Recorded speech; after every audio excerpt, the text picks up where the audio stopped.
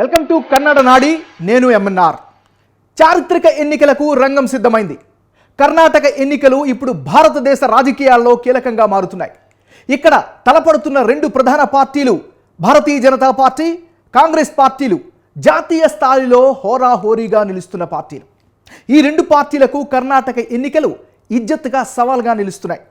కర్ణాటకలో ప్రభుత్వం గెలుపు సాధిస్తే చాలా ప్రయోజనాలు పొంచి ఉన్నాయి. కర్ణాటకలో కొలువుదీరిన ప్రభుత్వం తర్వాత కాలంలో తెలంగాణ ఎన్నికల్ని ప్రభావితం చేయడం ఖాయం. తెలంగాణ ఎన్నికలకు అవసరమయ్యే డబ్బు, బహుమతులు, లిక్కర్ వంటివి కర్ణాటక నుంచి సరఫరా అవుతున్నాయని అంచనా వేస్తున్నారు. అంతేకాకుండా కర్ణాటకలో గెలిచిన పార్టీకే తెలంగాణలో కూడా సెంటిమెంట్ కలిసి వస్తుంది. ఈ ప్రభావంతో వచ్చే పార్లమెంట్ ఎన్నికలు ఇతర రాష్ట్రాల ఎన్నికలకు రోడ్ మ్యాప్ ఇచ్చేస్తాయి.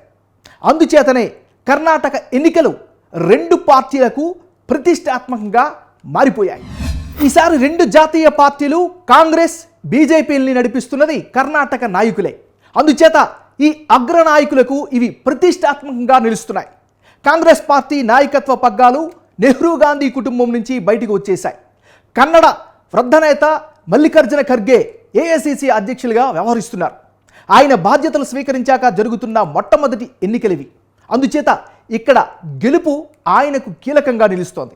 మరోవైపు భారతీయ జనతా పార్టీకి జాతీయ సంఘటన కార్యదర్శిగా వ్యవహరిస్తున్న, పార్టీని అంతటినీ నడిపిస్తున్న బిఎల్ సంతోష్ కుమార్ది కూడా కర్ణాటకే. అందుచేత సొంత రాష్ట్రంలో అధికారాన్ని నిలబెట్టుకోవడం బిఎల్కు కూడా చాలా ముఖ్యం. అంచేత సెంటిమెంట్ రీత్యా కూడా రెండు పార్టీల అగ్రనేతలు కర్ణాటక ఎన్నికల్ని ప్రతిష్టాత్మకంగా భావిస్తున్నాయి. ఇంతటి సంచలనం కలిగిస్తున్న కర్ణాటక ఎన్నికల్లో ప్రజల నాడి ఎలా ఉంది, కన్నడ ఓటర్లు ఎవరికి పట్టం కట్టే అవకాశాలు ఉంది అనే అంశాలపై విస్తారంగా చర్చ జరుగుతుంది. నిర్దిష్టంగా ప్రజల తీర్పు ఇలా ఉంటుంది అన్నది చెప్పడం ఎన్నికల నిబంధనల రీత్యా కూడా తప్పవుతుంది.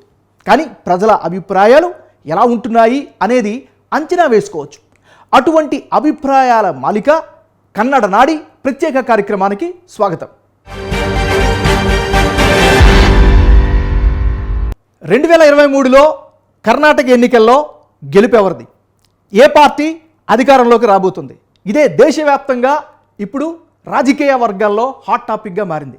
సరే, 2023 డీటెయిల్స్లోకి వెళ్లే ముందు 2018లో జరిగిన ఎన్నికల్లో కర్ణాటకలో ఎలాంటి రిజల్ట్స్ వచ్చాయో ఒకసారి చూద్దాం. 224 స్థానాలు ఉన్నటువంటి కర్ణాటకలో అప్పట్లో భారతీయ జనతా పార్టీ 104 స్థానాల్ని దక్కించుకుంది. కాంగ్రెస్ పార్టీ 78 స్థానాలు దక్కించుకుంటే జేడీఎస్ ఎప్పట్లాగే కింగ్ కాకుండా కింగ్ మేకర్ లాగా 37 స్థానాలను దక్కించుకుంది. ఇక ఇతరులు 3 స్థానాలని దక్కించుకున్నారు. అయితే 2023కి వచ్చేసరికలా సినారియో పూర్తిగా మారిపోయింది. ఎందుకంటే ఇప్పుడు వరుసగా అనేక రాష్ట్రాల్లో ఎన్నికలు జరుగుతున్నాయి. కర్ణాటకలో వచ్చే రిజల్ట్ ఆ రాష్ట్రాల మీద ప్రభావితం చూపించే అవకాశాలు ఉన్నాయి. సరే, ఇప్పుడు ప్రజెంట్ మూమెంట్కి వస్తే కర్ణాటకలో 2018లో ఉన్నటువంటి రిజల్ట్స్ గురించి మనం మాట్లాడుకున్నాం. 104, 78, 37 స్థానాలు, ఇతరులు 3 స్థానాలు దక్కించుకున్నారు. అయితే అప్పట్లో 2018లో ప్రీపోల్ సర్వేలో ఎస్ఐఎస్ ఎలా ఇచ్చింది అంటే, అప్పట్లో రిజల్ట్స్కి ముందే, ఎన్నికలకి ముందే భారతీయ జనతా పార్టీకి 102 నుంచి 105 స్థానాలు వస్తాయని చెప్పింది. కాంగ్రెస్ పార్టీ 76 నుంచి 78 స్థానాలు గెలుచుకునే అవకాశం ఉందని తెలిపింది. జేడీఎస్ 35 నుంచి 38 స్థానాలు దక్కించుకునే అవకాశాలు ఉన్నాయని, అదేవిధంగా ఇతరులు 2 నుంచి 4 స్థానాలు వచ్చే అవకాశం ఉందని 2018 ప్రీపోల్ సర్వేలో ఎస్ఐఎస్ చెప్పింది. అంటే ఆల్మోస్ట్ ఆల్ ఈక్వల్గా చెప్పింది. ఇటువైపు సర్వే ఫలితాలు, వచ్చినటువంటి ఫలితాలకు సంబంధించినటువంటి టాలీ. మరి 2023 విషయంకి వద్దాం. ఇదే సంస్థ 2023లో కర్ణాటక ఎలాంటి రిజల్ట్స్ వచ్చే అవకాశాలు ఉన్నాయి అనే దానిపైన కూడా ఒక సర్వే చేసింది. అయితే 2018లో ఆ సంస్థ చెప్పినటువంటి లెక్కలేంటి, 2023లో ఆ సంస్థ ఏ లెక్కల్ని చెప్పిందో ఒకసారి చూద్దాం.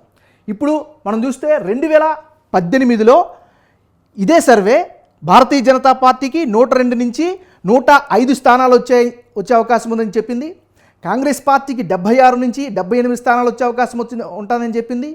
జేడీఎస్కి 35 నుంచి 38 స్థానాలు వస్తాయని 2018లో చెప్పింది. ఇతరులకు 2 నుంచి 4, ఇది చాలా మైన్యూట్ అది.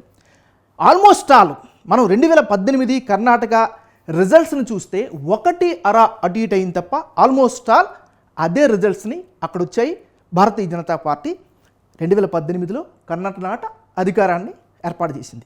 ఇప్పుడు 2023కి వచ్చేసరికల్లా ఇదే సర్వే సంస్థ ముందుగా ఏం చెప్తుంది అంటే భారతీయ జనతా పార్టీకి 65 నుంచి 76 స్థానాల మధ్య మాత్రమే వచ్చే అవకాశం ఉందని తెలియజేసింది.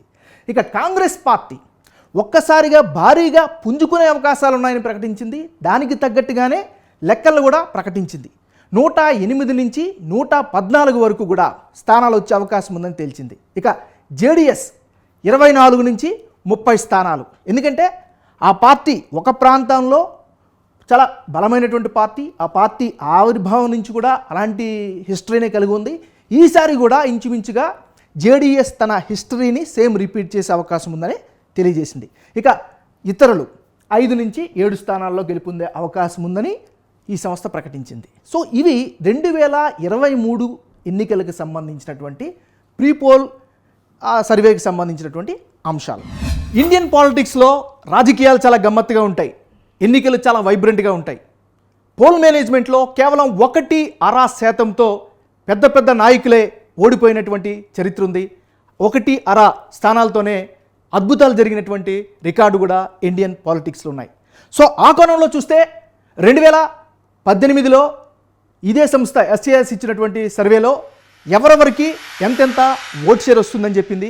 అదేవిధంగా ఇప్పుడు 2023లో కన్నడ ఏ పార్టీకి ఎంతెంత ఓట్ షేర్ వచ్చే అవకాశం ఉందో అంచనా వేసింది. వాటిని ఒకసారి పరిశీలిద్దాం. 2018లో సర్వేలో సేమ్ సంస్థ భారతీయ జనతా పార్టీ 36.5% ఓట్ షేర్ను దక్కించుకుంటుందని అప్పట్లో చెప్పింది. అదేవిధంగా కాంగ్రెస్ పార్టీ 38.1% దక్కించుకుంటుందని కూడా ప్రకటించింది. ఇక జేడీఎస్ కేవలం 18.3% దక్కించుకుంటుందని అప్పట్లో తెలియజేసింది. ఇక ఇతరులు కేవలం 7.1%గా దక్కించుకునే అవకాశం ఉంటుందని 2018లో ఈ సర్వే సంస్థ లెక్కల్ని వెల్లడించింది.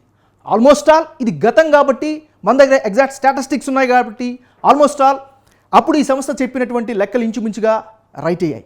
మరి ఇప్పుడు 2023 కన్నడ ఏ పార్టీకి ఎంతెంత ఓట్ షేర్ వచ్చే అవకాశం ఉందో కూడా అంచనా వేసింది, దాన్ని ప్రకటించింది. ఇప్పుడు అవి చూద్దాం ఒకసారి.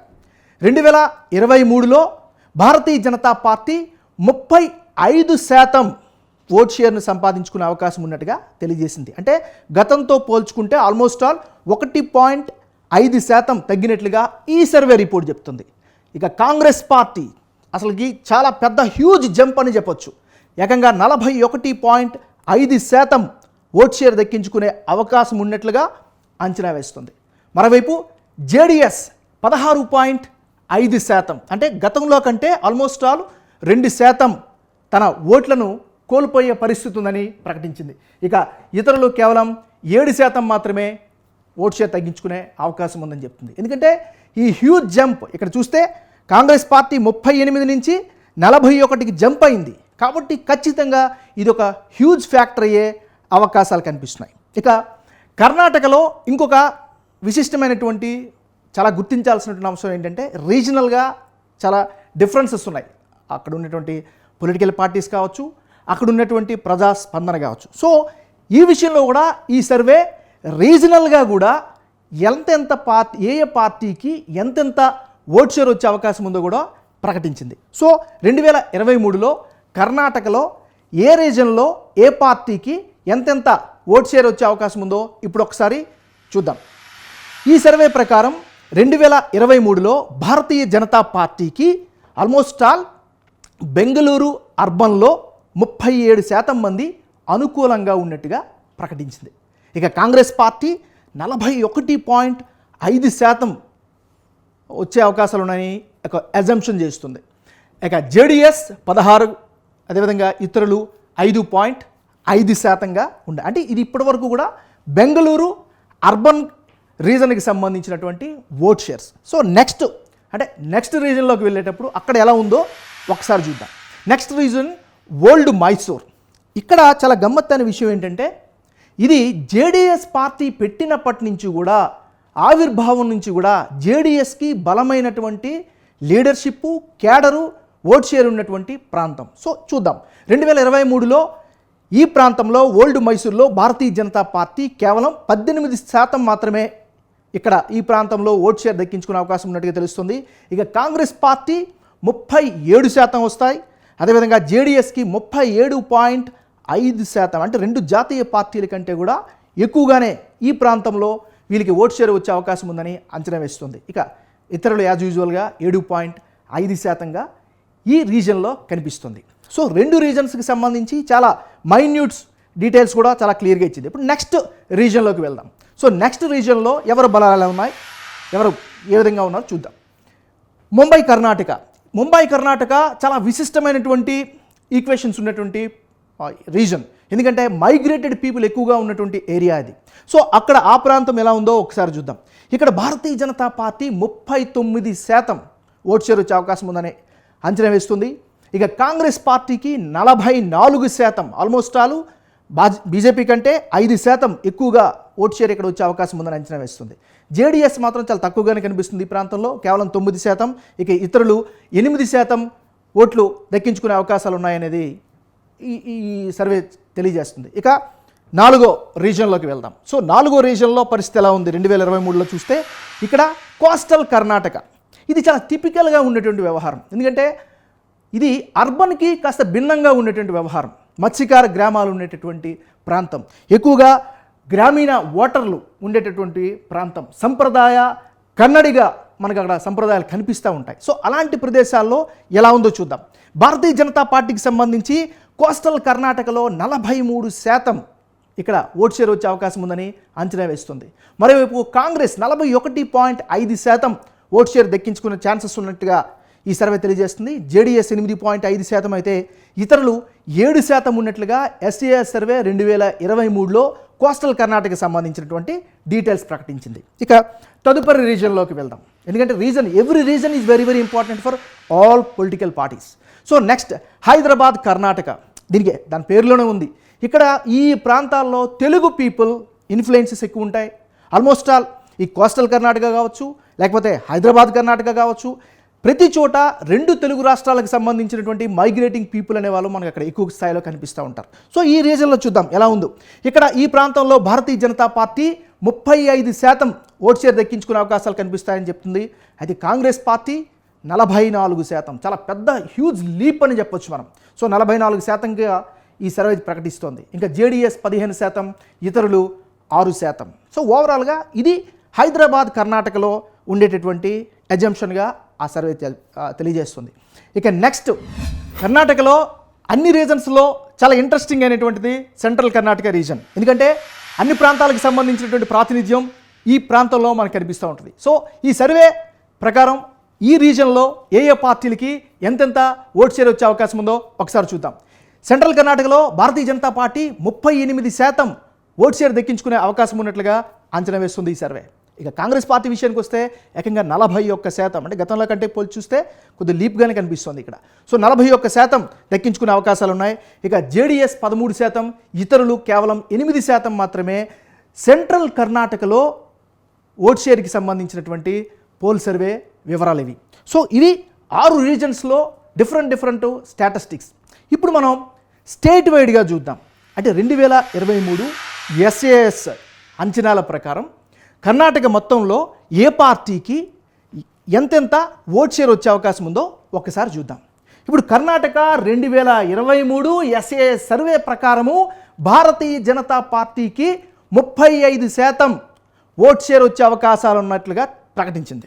ఇక కాంగ్రెస్ పార్టీకి 41.5% దక్కించుకునే ఛాన్సెస్ ఉన్నాయని తెలియజేసింది. ఇక జేడీఎస్ యాజ్ యూజువల్గా 16.5% ఓట్ షేర్ దక్కించుకునే అవకాశాలు ఉన్నాయని తెలిపింది. ఇక అదర్స్ ఇతరులు కేవలం 7% మాత్రమే వచ్చే ఛాన్సెస్ ఉన్నట్లుగా కూడా ప్రకటించింది. సో ఇది కర్ణాటక వ్యాప్తంగా అన్ని పార్టీలకు వివిధ ప్రాంతాలకు సంబంధించినటువంటి ఓట్ షేరింగ్కి సంబంధించినటువంటి డీటెయిల్స్.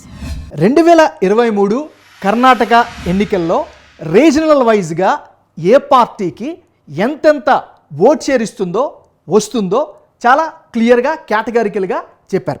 అదేవిధంగా రీజనల్ వైజ్గా ఏ పార్టీకి ఎన్నెన్ని సీట్లు వస్తాయో కూడా ఈ సర్వే ప్రస్తావించింది. ముందుగా మనం చూసుకున్నట్లయితే బెంగళూరు అర్బన్, ఇందులో 28 స్థానాలు ఉన్నాయి.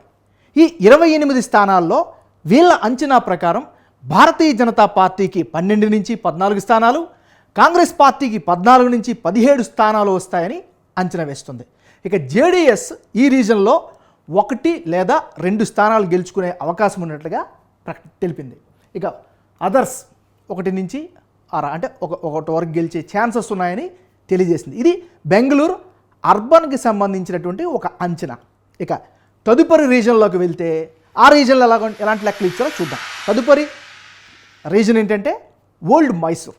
ఓల్డ్ మైసూర్లో మొత్తంగా ఉన్నటువంటి స్థానాలు 66 స్థానాలు, చాలా ఎక్కువ సంఖ్య. ఇక్కడ ఈ ప్రాంతంలో భారతీయ జనతా పార్టీకి కేవలం 8 నుంచి 9 స్థానాలు మాత్రం వచ్చే ఛాన్సెస్ ఉన్నాయి. అంటే సింగిల్ డిజిట్ మాత్రమే ఇక్కడ వచ్చే అవకాశం ఉందని చెప్తుంది. కాంగ్రెస్ మాత్రం 28 నుంచి 29 స్థానాలు దక్కించుకునే ఛాన్సెస్ ఉన్నట్లుగా తెలుస్తుంది. అయితే ఇక్కడ జేడీఎస్కి పూర్తి స్థాయి పట్టున్నటువంటి ప్రాంతం ఇది. ఇక్కడ జేడీఎస్ 28 నుంచి 30 స్థానాల వరకు వచ్చే అవకాశం ఉన్నట్లుగా తెలిపింది. ఇక ఇతరులు కేవలం 2 లేదా 3 స్థానాలు వచ్చే ఛాన్సెస్ ఉన్నట్లుగా ప్రకటించింది. ఇక మూడో రీజన్లోకి వెళ్దాం. ఆ రీజన్లో పరిస్థితి ఎలా ఉందో వీళ్ళ అంచనా ఏంటో చూద్దాం. ఇక్కడ ముంబై కర్ణాటక, ఇక్కడ ఈ రీజన్లో 44 స్థానాలు ఉన్నాయి. ఇక్కడ ఈ 44 స్థానాల్లో భారతీయ జనతా పార్టీకి 22 నుంచి 26 స్థానాల మధ్య గెలుచుకునే ఛాన్సెస్ ఉన్నట్లుగా అంచనా వేసింది. ఇక కాంగ్రెస్ పార్టీ 26 నుంచి 28 స్థానాలు, జేడీఎస్ 1 లేదా అర అనేటట్టుగా కేవలం 1 గెలిచే అవకాశం ఉందని చెప్పింది. ఇక అదర్స్ 1. ఇది ముంబై కర్ణాటకకు సంబంధించినటువంటి ఒక అంచనా. ఇక తదుపరి రీజన్లోకి వెళ్తే ఈ రీజన్ కోస్టల్ కర్ణాటక. ఈ కోస్టల్ కర్ణాటకలో ఆల్మోస్ట్ 19 స్థానాలు ఉన్నాయి. ఇక్కడ 19 స్థానాల్లో 10 నుంచి 12 స్థానాలు భారతీయ జనతా పార్టీ గెలుచుకునే అవకాశాలు ఉన్నట్టుగా తెలియజేస్తుంది. ఇక కాంగ్రెస్ పార్టీ 9 లేదా 11, జేడీఎస్కి 1, ఇతరులకి గెలిచే ఛాన్సెస్ లేనట్టుగా వీళ్ళు అంచనా వేస్తున్నారు. ఇక నెక్స్ట్ రీజన్లోకి వెళ్తే కర్ణాటక ఎన్నికలకు సంబంధించి హైదరాబాద్ కర్ణాటకలో భారతీయ జనతా పార్టీ 13 నుంచి 14 లేదా కాంగ్రెస్ పార్టీ 19 నుంచి 22. ఇక్కడ కూడా భారతీయ జనతా పార్టీ కంటే కాంగ్రెస్కి కొంచెం ఎక్కువ వచ్చే అవకాశాలు ఉన్నట్టుగానే అంచనా వేస్తున్నారు. జేడీఎస్ 1, ఇతరులు 1 వచ్చే అవకాశం ఉందని ఎస్ఏఎస్ ప్రీ పోల్ సర్వే చెబుతోంది. ఇక నెక్స్ట్ రీజన్లోకి వెళ్దాం. ఈ రీజన్లో పరిస్థితి ఏంటో ఒకసారి గమనిస్తే సెంట్రల్ కర్ణాటక చాలా ఇతర ప్రాంతాల నుంచి వచ్చి చాలామంది ఉన్నటువంటి ప్రాంతం. సో ఈ సెంట్రల్ కర్ణాటకలో భారతీయ జనతా పార్టీకి 12 నుంచి 13 స్థానాలు, కాంగ్రెస్కి 19 నుంచి 20 స్థానాలు, జేడీఎస్కి కేవలం 1 స్థానం మాత్రమే వచ్చే అవకాశాలు ఉన్నట్లుగా అంచనా వేస్తుంది. ఇక ఇతరులు కూడా 1 అర గెలుచుకునే ఛాన్సెస్ ఉన్నట్లుగా ప్రకటించింది. ఇది రీజనల్ వైజ్గా వాళ్ళు ఇచ్చినటువంటి అంటే ఎస్ఏఎస్ ప్రీ పోల్ సర్వే 2023 అంచనా. దీంతో ఆగకుండా వాళ్ళు రాష్ట్ర వ్యాప్తంగా కూడా ఏ పార్టీకి ఎన్నెన్ని స్థానాలు వచ్చే అవకాశం ఉందో కూడా చెప్పింది. సో కర్ణాటకలో మొత్తం 224 స్థానాలు ఉంటే 2023లో జరుగుతున్నటువంటి ఈ ఎన్నికల్లో భారతీయ జనతా పార్టీ 77 నుంచి 88 స్థానాలు దక్కించుకునే అవకాశం ఉందని ఒక అంచనా వేసింది. అదేవిధంగా కాంగ్రెస్ పార్టీ ఒక్కసారిగా ఆల్మోస్ట్ ఆల్ బాగా పుంజుకునే పరిస్థితి కనిపించినట్లుగా లెక్కలిస్తుంది. ఎందుకంటే 115 నుంచి 127 స్థానాల మధ్యలో కాంగ్రెస్ పార్టీ గెలుచుకునే అవకాశాలు ఉన్నాయి అని చెప్తుంది. అంటే ఆల్మోస్ట్ ఆల్ అధికారం దక్కించుకునే అవకాశం కాంగ్రెస్కి కనిపిస్తున్నట్టుగా ఈ సర్వే తెలియజేస్తుంది. ఇక జేడీఎస్ యాజ్ యూజువల్గా 29 నుంచి 36 మధ్యలో అంటే వాళ్ళ బలాన్నే మరొకసారి తిరిగి మళ్ళీ నిలబెట్టుకునే పరిస్థితి కనిపిస్తున్నట్టుగా వీళ్ళు అంచనా వేస్తున్నారు. ఇక ఇతరులు ఒక 8 స్థానాలు గెలుచుకునే ఛాన్సెస్ ఉన్నట్టుగా ఎస్ఏఎస్ సర్వే 2023 లెక్కలు తెలియజేస్తున్నాయి. భారతదేశ రాజకీయాల్లో కులం అనేది చాలా బలమైనటువంటి ఫ్యాక్టర్. ఎంత కాదనుకున్నా కులాల వారీగా ఓట్లు చీలుతాయి, కులాల ప్రాతిపదికన పార్టీలు నడుస్తాయి, కులాల ప్రాతిపదికనే పార్టీల విజయావకాశాలు కనిపిస్తాయి. సో ఆ కోణంలో చూస్తే కర్ణాటకలో ఏ కులాలు ఇన్ఫ్లుయెన్సింగ్ ఉండేటటువంటి కులాలు ఏ పార్టీకి మద్దతు ఇస్తున్నాయో ఈ సర్వే ఏం చెప్తుందో ఒక్కసారి చూద్దాం.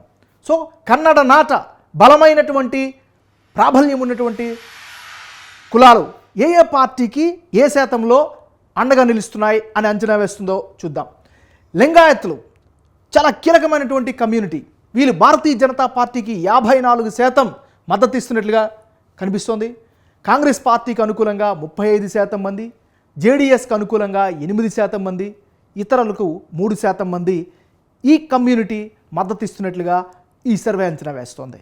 సో తదుపరి బలమైనటువంటి కమ్యూనిటీ ఒక్కలిగా చాలా కీలకమైనటువంటి నాయకులు, చాలా మాస్ లీడర్స్ కూడా వచ్చినటువంటి కమ్యూనిటీ ఇది. సో ఒక్కలిగా ఓట్ షేర్ ఏ ఏ పార్టీకి ఎంత ఉందో ఒకసారి చూస్తే ఈ సర్వే ప్రకారం భారతీయ జనతా పార్టీకి అనుకూలంగా 20% మంది ఉన్నట్టుగా తెలుస్తుంది. కాంగ్రెస్ పార్టీకి అనుకూలంగా 36% మంది ఒక్కలిగలు ఉన్నట్టుగా అంచనా వేస్తున్నారు. అయితే మొదటి నుంచి కూడా ఒక్కలిగా ఓట్ షేర్ జేడీఎస్కి అనుకూలంగా ఉంటుంది కాబట్టి ఇప్పుడు కూడా ఈ సర్వేలో కూడా 40% మంది ఒక్కలిగలు జేడీఎస్కి అనుకూలంగా ఉన్నట్లుగా అంచనా వేస్తున్నారు. ఇక ఇతరులకి 4% వీళ్ళు మద్దతు దక్కుతున్నట్లుగా కూడా ఓ అంచనా. నెక్స్ట్ తదుపరి చాలా ఇన్ఫ్లుయెన్సింగ్గా ఉన్నటువంటి క్యాస్ట్ విషయంలోకి వెళ్తే ఓబీసీలు, అంటే కేవలం ఈ రాష్ట్రంలోనే కాదు, ఓబీసీలు చాలా బలమైనటువంటి ఓట్ షేర్ దేశవ్యాప్తంగా. సో కర్ణాటకలో చూస్తే 2023లో భారతీయ జనతా పార్టీకి 36% మంది అనుకూలంగా ఉన్నట్లుగా, 44% మంది కాంగ్రెస్కి మద్దతు ఇస్తున్నట్లుగా, జేడీఎస్కి 14%, ఇతరులకి కేవలం 6% మంది మాత్రమే అనుకూలంగా ఉన్నట్లుగా ఈ సర్వే ప్రతిబింబిస్తుంది. ఇక నెక్స్ట్ హూ ఇస్ నెక్స్ట్ చూస్తే దళితులు ఈరోజు దేశవ్యాప్తంగా బలమైనటువంటి శక్తిగా ఎదుగుతున్నారు, సంఖ్యాపరంగా చాలా ఎక్కువగా ఉన్నటువంటి వాళ్ళు. సో ఆ దళితులు కర్ణాటకలో ఈసారి ఏ పార్టీకి అనుకూలంగా ఉన్నారో, ఏ స్థాయిలో ఉన్నారో చూస్తే భారతీయ జనతా పార్టీకి 32% మంది, కాంగ్రెస్కి 45% మంది. ఇక్కడ ఒక వెరీ ఇంట్రెస్టింగ్ ఫ్యాక్టర్ ఏంటంటే మల్లికార్జున ఖర్గే కాంగ్రెస్ పార్టీకి సంబంధించినటువంటి జాతీయ అధ్యక్షుడు, ఇదే సామాజిక వర్గానికి సంబంధించినటువంటి వ్యక్తి, సొంత రాష్ట్రం కర్ణాటక. బహుశా ఆ ఇన్ఫ్లుయెన్స్ కూడా ఇక్కడ పనిచేసి ఉండొచ్చు. ఇక జేడీఎస్ 16%, 7% దళితులు అదర్స్కి మద్దతు ఇస్తున్నట్లుగా ఈ సర్వే తెలియజేస్తుంది. సో నెక్స్ట్ తదుపరి కేటగిరీ చూస్తే ఎవరు కమ్యూనిటీ పరంగా ముస్లింలు, మైనారిటీకి సంబంధించినటువంటి వాళ్ళలో కీలకమైన వాళ్ళు ముస్లింలు.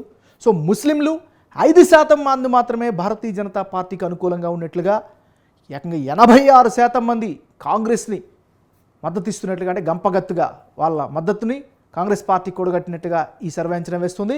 జేడీఎస్ కేవలం 7% ఉంటే ఇతరులకి 2% మంది మాత్రం ముస్లింలు మద్దతు ఇస్తున్నట్లుగా తెలుస్తుంది. నెక్స్ట్ కేటగిరీలోకి వెళ్తే, ఎందుకంటే కులాలు అనేవి చాలా చాలా ముఖ్యమైనటువంటి వ్యవహారం. ఆదివాసీల ఓట్ షేర్ విషయంలో 43% బీజేపీకి, 41% కాంగ్రెస్ పార్టీకి, 11% జేడీఎస్కి, అదేవిధంగా ఇతరులకి 5% ఉన్నట్లు వచ్చే అవకాశాలు ఉన్నట్టుగా అంచనా వేస్తున్నారు. ఇప్పుడు అర్బన్లో ఎలా ఉంది, రూరల్లో ఏ పార్టీకి ఎంతమంది మద్దతు ప్రకటిస్తున్నారో కూడా ఈ సర్వే ప్రధానంగా ఫోకస్ చేసింది. సో ఆ వివరాల్లోకి ఒకసారి మనం వెళ్ళినట్లయితే ఈ సర్వే ప్రకారం ముందుగా రూరల్ ఓట్ షేర్ ఖచ్చితంగా భారతదేశంలో ఎంత ఎదిగినా ఎన్ని చేసినా రూరల్ ఓట్ షేర్ ఏ పార్టీకి అయితే బలంగా ఉంటుందో ఆ పార్టీ, ముఖ్యంగా ప్రాంతీయ పార్టీలన్నీ కూడా మనుగడ సాగిస్తున్నది కేవలం రూరల్ ఓట్ షేర్ మీద మాత్రమే. సో ఈ సర్వే ప్రకారం కర్ణాటకలో రూరల్ ఓటర్లు, అంటే గ్రామీణ ప్రాంత ఓటర్లు ఏ ఏ పార్టీకి ఎంతమంది మద్దతు ఇస్తున్నారో చూద్దాం. 29% మంది భారతీయ జనతా పార్టీకి మద్దతు ఇస్తుంటే కాంగ్రెస్ పార్టీకి 44% మంది అనుకూలంగా ఉన్నట్లుగా సర్వే అంచనా వేస్తుంది. జేడీఎస్కి 19% మంది, ఇండిపెండెంట్లకి కేవలం 8% మంది మాత్రమే మద్దతు ఇస్తున్నట్లుగా తెలుస్తుంది. ఇది రూరల్ ఓట్ షేర్కి సంబంధించి. నెక్స్ట్ అర్బన్లోకి వెళ్దాం. సో అర్బన్లో పరిస్థితి ఎట్లా ఉందో ఒకసారి చూద్దాం. అర్బన్ విషయంకి వచ్చేసరికల్లా కర్ణాటకలో 42% మంది భారతీయ జనతా పార్టీకి అనుకూలంగా ఉన్నట్లుగా తెలుస్తుంది. 41% మంది కాంగ్రెస్ పార్టీకి, 13% మంది జేడీఎస్కి, కేవలం 4% మంది ఇతరులకు అనుకూలంగా ఉన్నట్లుగా తెలుస్తుంది. ఇది రూరల్ అదేవిధంగా అర్బన్కి సంబంధించినటువంటి ఓటర్ల యొక్క మనోగతం. సో కర్ణాటకలో అన్ని వర్గాలకు సంబంధించినటువంటి వాళ్ళు ఏ విధంగా స్పందించారు, వివిధ వర్గాలకు సంబంధించినటువంటి వాళ్ళు ఏ ఏ పార్టీలపైన ఎలాంటి అభిప్రాయాన్ని వెలువరించారో ఇప్పుడు మనం తెలుసుకునే ప్రయత్నం చేద్దాం. ముందుగా దేశంలో మనకి పెద్ద అసెట్గా భావిస్తున్నటువంటి యువత, విద్యార్థులు. సో విద్యార్థుల ఓట్ షేర్ ఏ పార్టీ వైపు అనుకూలంగా ఉంది, ఎక్కువగా ఉందో ఒకసారి చూద్దాం. విద్యార్థుల్లో కర్ణాటకలో విద్యార్థులు 41% భారతీయ జనతా పార్టీకి అనుకూలంగా ఉన్నట్లుగా తెలుస్తోంది. కాంగ్రెస్ పార్టీ కూడా 41% మందే ఈ రిజల్ట్స్ తెలియజేస్తుంది. అంటే టగ్ ఆఫ్ వార్ ఉంది ఆ రెండు పార్టీల మధ్యన స్టూడెంట్స్ సెగ్మెంట్లో. ఇక జేడీఎస్లో విషయంకి వస్తే 13% మంది స్టూడెంట్స్ జేడీఎస్కి అనుకూలంగా ఉన్నారు. ఇక ఇతరులకి 5% మంది మద్దతు ఇస్తున్నారు. ఇది విద్యార్థులకు సంబంధించినటువంటి ఓట్ షేర్. సో నెక్స్ట్ కేటగిరీలోకి వెళ్తే సో వాళ్ళు ఏ విధంగా స్పందిస్తున్నారో ఒకసారి చూద్దాం. నిరుద్యోగ యువత. ఎక్కడైనా ఏ రాష్ట్రమైనా ఏ దేశమైనా అధికార పార్టీకి అత్యంత ఇబ్బందికరమైనటువంటి సెగ్మెంట్ నిరుద్యోగ సెక్షన్. సో వాళ్ళ యొక్క యాస్పిరేషన్స్ చాలా ఎక్కువగా ఉంటాయి, రిజల్ట్స్ జనరల్గా తక్కువగా ఉంటాయి. కాబట్టి సో వాళ్ళు 27% మంది మాత్రం భారతీయ జనతా పార్టీకి మద్దతు ఇస్తున్నట్లుగా కనిపిస్తే ఏకంగా ప్రతిపక్షంలో ఉన్నటువంటి కాంగ్రెస్ పార్టీకి 46% మద్దతు తెలియజేస్తున్నట్టుగా తెలుస్తుంది. ఇక జేడీఎస్కి 19% మంది అనుకూలంగా ఉన్నారు, ఇతరులకి 8% మంది అనుకూలంగా కనిపిస్తున్నారు. సో ఇది నిరుద్యోగ యువతకు సంబంధించిన ఓట్ షేర్. సో తదుపరి సెగ్మెంట్లోకి వెళ్తే వాళ్ళు ఎట్లా స్పందిస్తున్నారో చూద్దాం.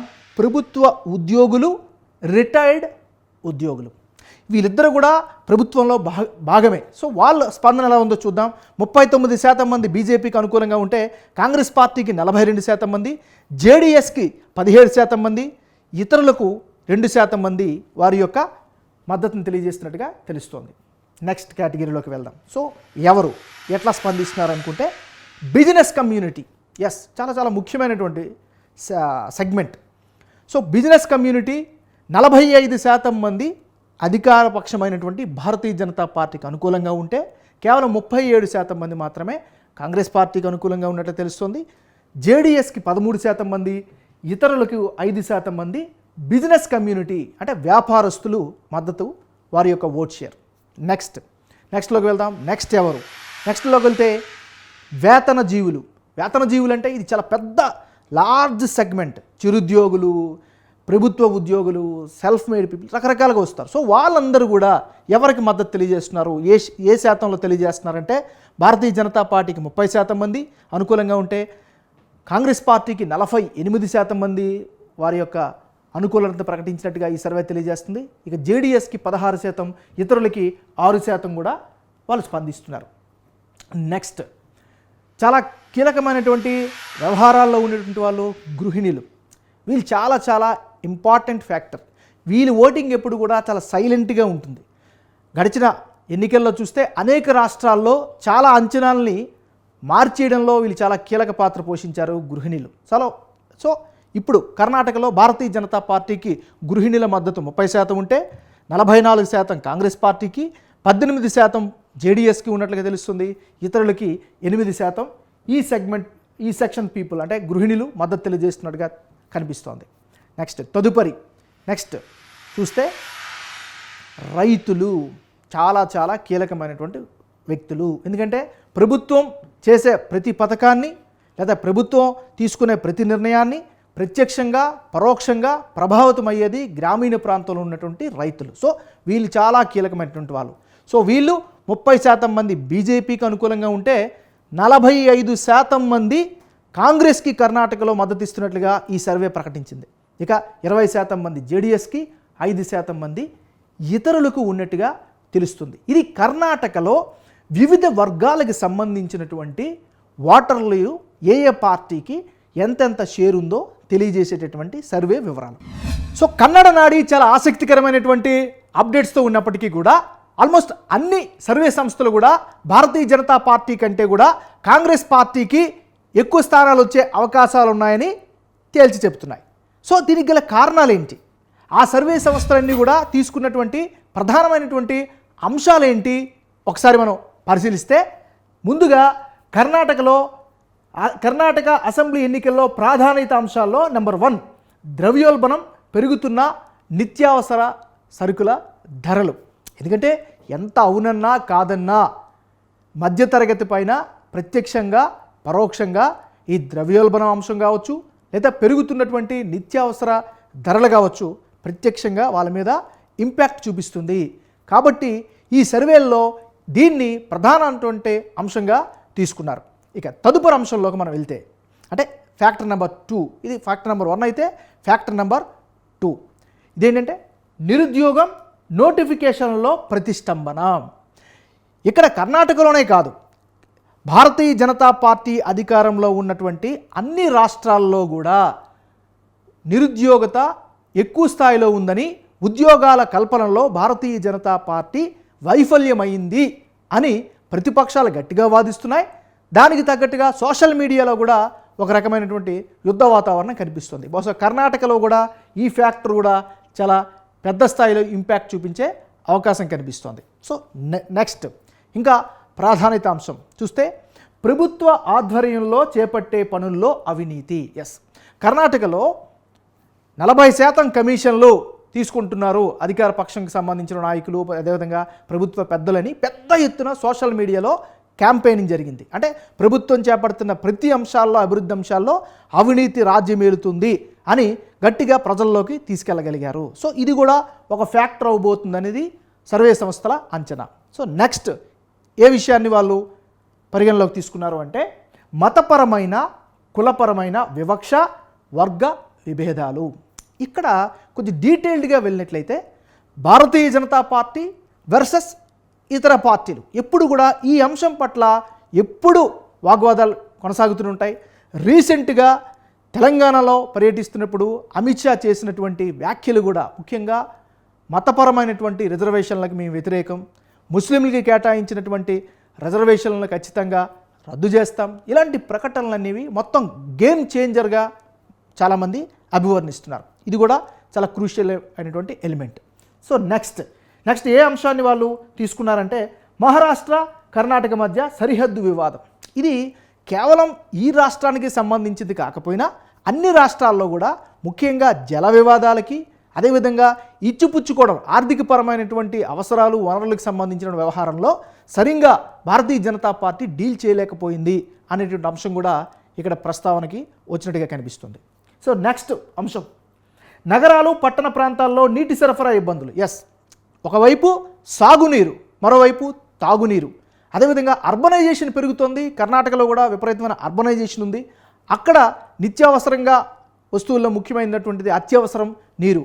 సో వాటిలో కూడా ప్రభుత్వం వైఫల్యమైంది. దీనిపైన పట్టణవాసులు, అదేవిధంగా గ్రామవాసులు కూడా నెగిటివ్గా ఉన్నట్లుగా వీళ్ళొక ఎలిమెంట్గా తీసుకున్నట్టుగా కనిపిస్తుంది. సో తదుపరి అంశంలోకి వెళ్దాం. సో ఇంకేంటి ఫ్యాక్టర్, ప్రభుత్వ ఉద్యోగులకు పాత పెన్షన్ విధానం ఓపీఎస్. సో ఈ వ్యవహారం ప్రతి చోట ఉంది. ఇప్పుడు ఆంధ్రప్రదేశ్లో కూడా ఉద్యోగులకు ఇస్తామని ప్రకటించినటువంటి రాయితీలు కావచ్చు, లేకపోతే సిపిఎస్ రద్దు కావచ్చు, దీనిపైన ప్రభుత్వం ఎలాంటి ఇబ్బందికరమైనటువంటి పరిస్థితి ఫేస్ చేస్తుందో కర్ణాటకలో కూడా అలానే ఉంది. ఇక్కడ ఇంకొక విషయం కూడా మనం చర్చించుకోవాలి.